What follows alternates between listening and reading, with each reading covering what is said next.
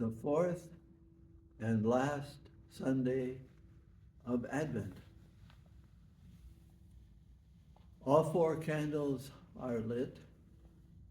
It's very interesting. Just a little side note. The Advent wreath is green, bespeaking growth.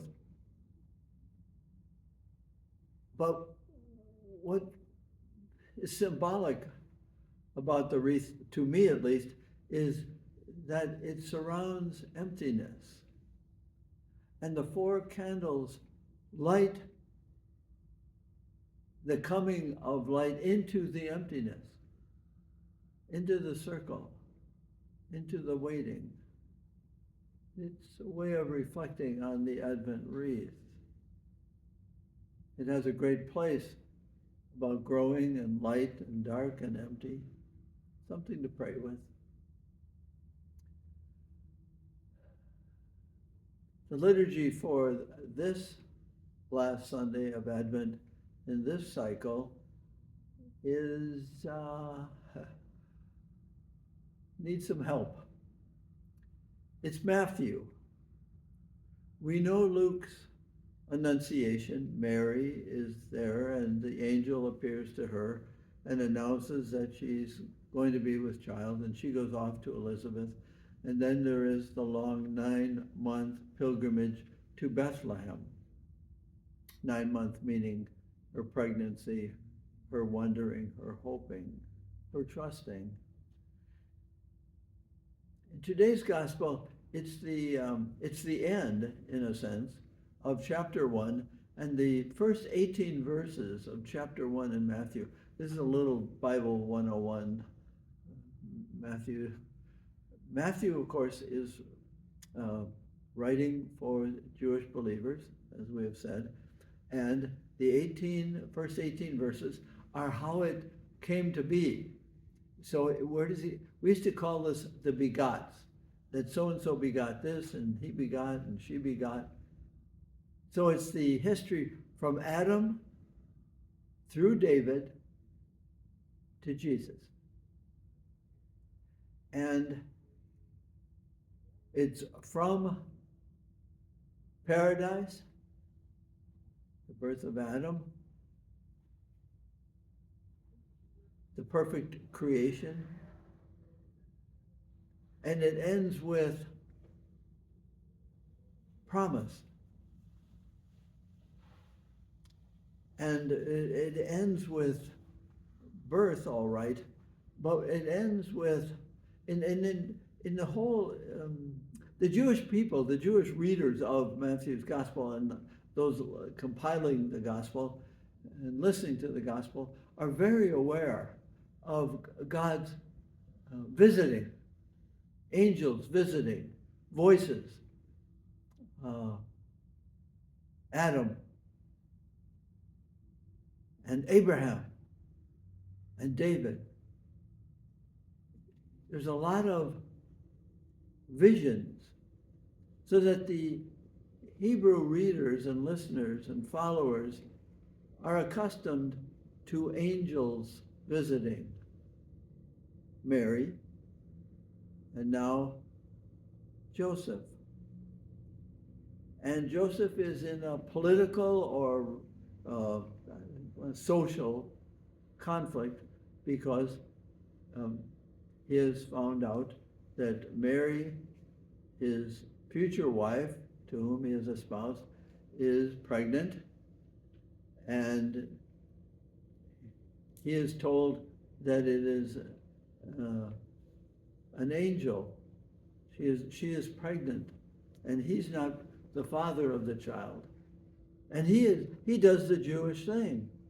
The social, political thing, he will very compassionately divorce her without anybody knowing it. He might be suspected to be the father, but an angel says, take her into your house as if she is your wife and reverence her. So Abraham was called. And the great promise to Abraham was birth, that his offspring were going to be as numerous as the stars in the sands and the sea. It's the promise of fulfillment, the recovery. This is in Genesis. The recovery from the chaos of sin was growth, was promise and fulfillment, so that Abraham sees that leaving his homeland does result in descendants and land, fertility. So fertility is a huge Hebrew scripture experience, growth, family. And that's where Joseph is. In a way, this is one way of looking at Hebrew scripture, that this is a humorous way, and God was always looking for a good man. Abraham, David, prophets. And he finds Joseph, a good man. He does what's right. He wants to do what's right according to the law, but he does what's righteous according to faith, according to what he hears. In the Bethlehem scene in Luke's Gospel, and we'll see it this coming week in the Christmas liturgies, the angels, in a way, end their work. You don't hear of angels anymore in the Hebrew scripture. In the Hebrew scriptures you do. In the Christian, no, it's not angels' message. And this is, my prayer was preparing this.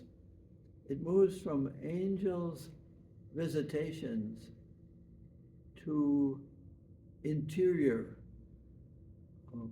not voices, but urgings, what we call in the Ignatian spirituality discernment, listening interiorly, hoping that an angel would visit us and say, yeah, do this, do that. No, we continue the ways of God not through angels, but through grace, through gentle urgings, listening to them, not listening for angels, but listening for grace within us. More difficult, but it's the way of Jesus. No more angels. That the good man, the final descendants of Abraham, David, is Jesus. So we listen to him and his urging by prayer and by scripture. I know it's not easy. We'd rather have readouts and social media and statistics. We have interiors. And we always in the interior say, is that right? Or is it righteous? Is it the right thing to do? It's the right thing to do if we do it as an increase of belief, as an increase in our experience of people who believe. We have questions, we have doubts, and we listen to ourselves and say, I don't need facts. I need interior comfort that I am doing what grace instead of angels are moving me toward. We take birth in receiving the Eucharist. Jesus takes birth in us, and we give increase, not through descendants only, but through not descendants, but decisions to live by faith as Abraham did, David did, Joseph did, Mary did, and Jesus did, living by faith. Happy last few days of listening, not just to angels, but to our interiors.